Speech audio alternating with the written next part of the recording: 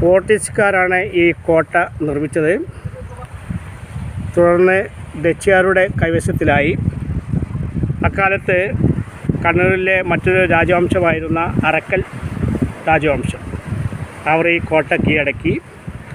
അധികം വൈകാതെ ബ്രിട്ടീഷുകാർ ഈ കോട്ട കൈവശം വെക്കുകയും അവരെ സംബന്ധിച്ചിടത്തോളം മലബാറിലെ ഏക സൈനിക കേന്ദ്രം കൂടിയായിരുന്നു ഈ കോട്ട.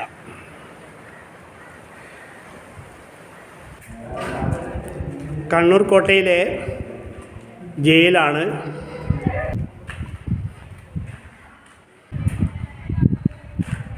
ഫ്രാൻസിസ്കോ ഡി അൽമേഡയാണ് ഈ കോട്ട നിർമ്മിച്ചത്.